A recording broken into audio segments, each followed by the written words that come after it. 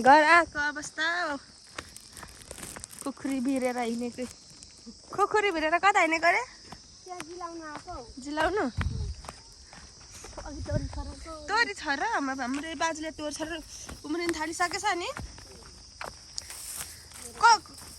खानाको छरिसक्यो तोरी सबै यो कसको गाउँ हो जुनेलो कसको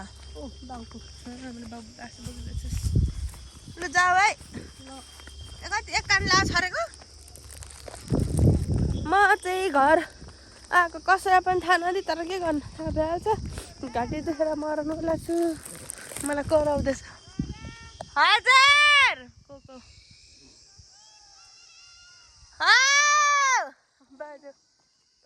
हाम्रो अङ्कल उहाँ छ कस्तो राम्रो हाम्रो जुनियर हाम्रो कोको घरमै छ यो चाहिँ हाम्रो बाजुले रोपेको तोरी बुनु उहाँ छ हाम्रो बुनु होइन दुगुरिरहेको छ हजुर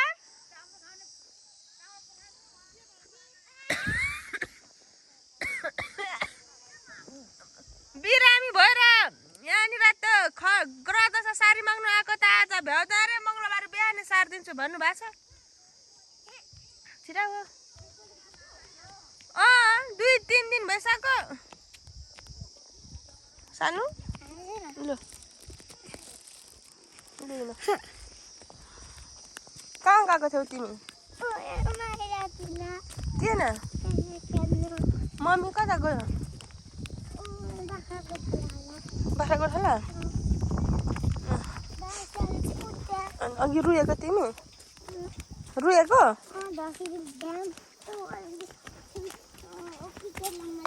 दसैँले पुटेर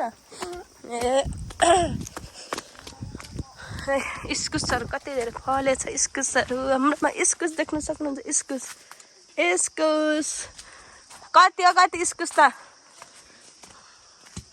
ल झरो पो न गर ल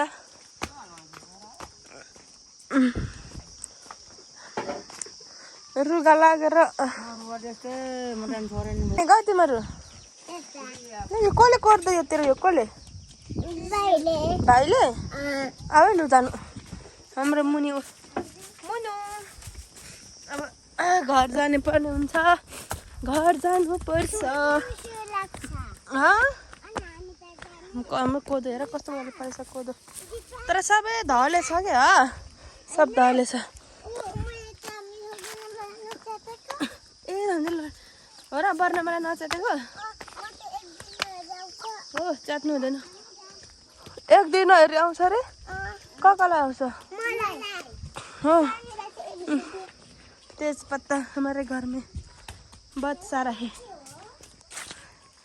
तेजपत्ताको बिजनेस गर्छ नि त हाम्रो घरमा म गएर बोटको लिएर आउँदा जाऊ काम हराएको र न यत्रोले काम हराउँछ यत्रोले नखाने मोमो ल्याउ न म बोटकोमा लगाइदिन्छु बोटकोमा लाऊ आफै लु अब हेरौँ के गर्छ यसले लाऊ खै ऊ त्यो सस लाऊ साथीहरूलाई पनि देऊ ल एउटा मोमो दिन्छु उसलाई तिम्रो साथी होइन र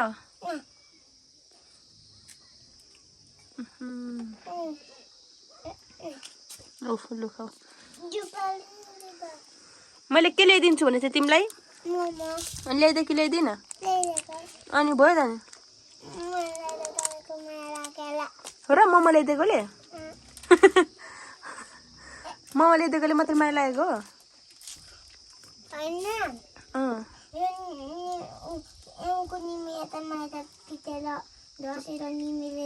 किन तिनीहरूलाई म पिर्छु ल भरे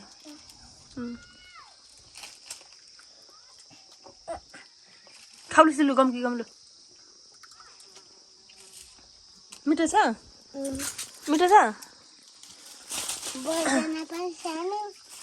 सानो त बोल्दैन के छिटो आउलु गम्की गम छोडे फ्याल्यो तिनीहरू खाउलु त मिठो छ हेर त मिठो छ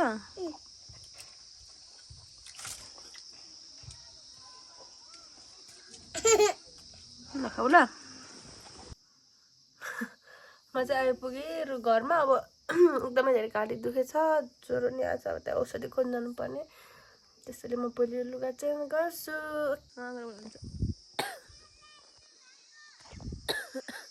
दारिनेको फुलाएको छु कस्तो दामी हो मक्क मक्क बस्न आएको छ वा पारी गरेर मलाई बोलाउँदैछ यस्तो बचाउँछ दारिनेको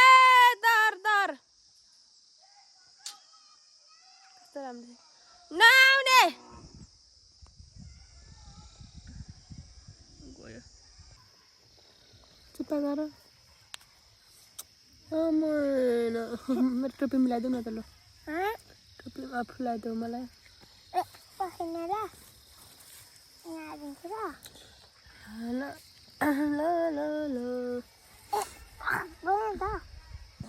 हाम्रो यस्तो यस्तो बनाएर ल्याउँछ यिनीहरूले कसको त टोपी अनि यो चाहिँ मैले उसको लगाएको छु उसको तिम्रो होइन यो तिम्रो होइन यस्तोको बनाएको अरे कति हाँस उठ्दो तर राम्रो बनाएको छ पिनीहरू कताबाट लाउने यस्तरी लाउने कोदो फल त धेरै फल्यो सबै लड है लु तिमी लाउ यो लु खै म लगाइदिन्छु यता हेर त वा कस्तो राम्री वा पोज्देऊ लु घुम्देऊ एकचोटि घुम्देऊ लु भयो धन्यवाद हाम्रो त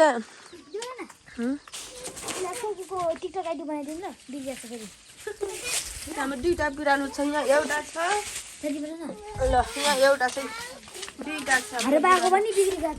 हाम्रो बिरालो दुईवटा छ हाम्रो आमाले के भन्छ आउँछ थाहै छैन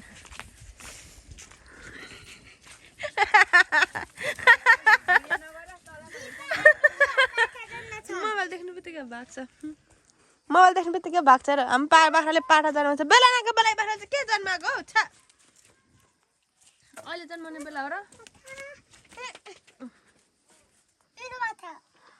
लगेर फाल्दैन न गोराबाट छि अब साबुन हात नदिँदा म त खाँदिनँ छुएको साबुन कहाँ छ साबुन अब भाँडा धुने साबुन लुगा धुने साबुन दिन्थ्यो को मोबाइल लिएर आइगयो उता पारी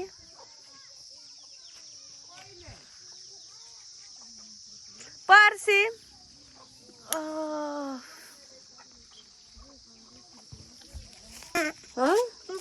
यता औषधि उता औषधि घाँटी धुएर मर्नु ला निगार खाएर कोही निगार मिठो ऐ यहाँनिर कोही बम भएर बसिरहेछ मोबाइल देख्नु हुँदैन यता पनि धुइदिएको यस्तो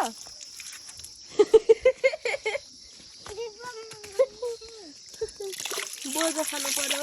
बोजो के गर्नु भयो उल्ट्यान लु साइरा लु लु लु सानो सानो आउँदैन लु यहाँ फेरि तिमी गरेर लु लु छिटो फेरि गर लु यहाँ एक एकचोटि लु कोल एउटा एउटा लु खोइ त हाम्रो साइरा कस्तो गर्छ आउँदो रहेछ है हाम्रो साइरालाई अब यो खान्छु म तल बाजेहरू छ यता वा कस्तो राम्रो खिचिदिनु भिडियो फोटो छेउमा छेउमा लु छेउमा यता बस पोस्ट नदिनु लु यतिकै बस्नु लु बिचरा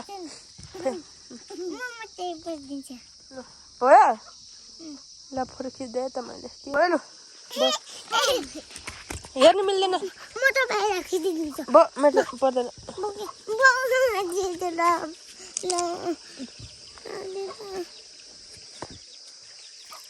बोजू कस्तो हुँदो रहेछ कस्तो हुँदो रहेछ घरमा कति छ घरमा बाख्रा बोकेको 20 घन्टा अब म तल जानुपर्ने हुन्छ मेरो बाजे कोकोमा हाम्रो कोदो सब फलेको रहेछ यस्तो धेरै तर सबै ढलेछ सब ढलेछ मेरो लुगा बोक्दिनु बाख्राहरू बोका हेर्नु गाइस बोका पछाक्रियाहरू बाजे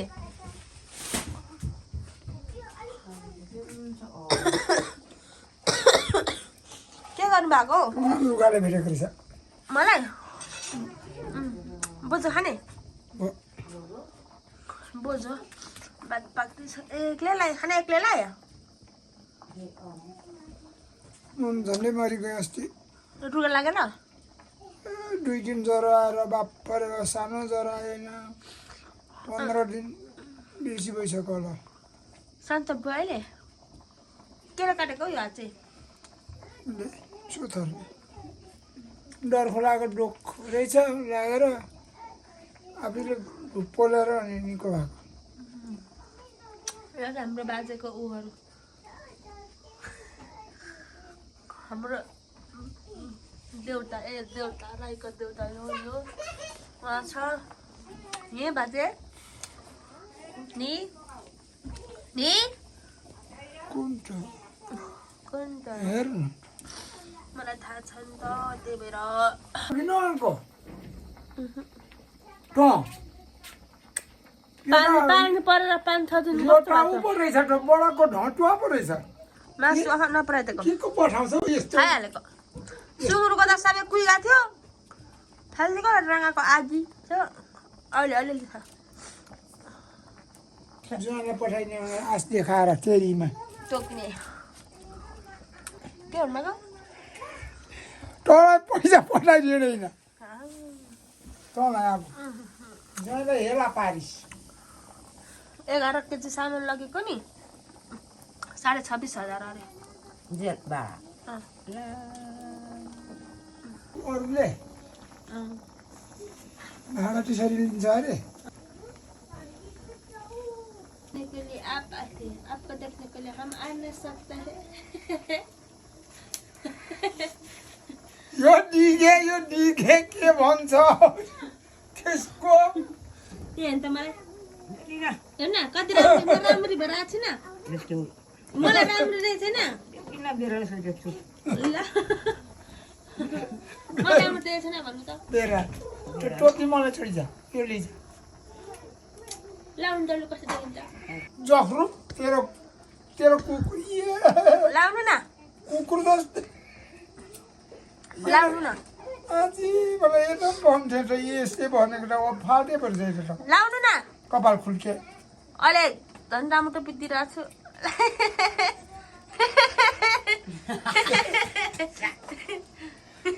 चित्त बुझ्छ उता हान्साले मन पर्छ तातो भयो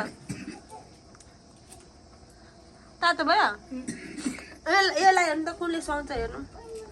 ढाका टोपी लगायो भने त फोटो खिच्नु लागि राम्ररी हेल्प गरिरहेको छ त्यो घर निकाल्छ निकाल्छ नि कुन मन पर्यो यस्तो तपाईँलाई लाउनु मन लाग्यो म ल्याइदिउँ यस्तो टाटो रहेछ नि यो त्यो त यस खालको ल्याइदिउँ लाउने टाटो रहेछ अनि उठ्न छाला होइन क्या होइन छाला होइन हौ लुकै रहेछ लुग्यो मन पर्यो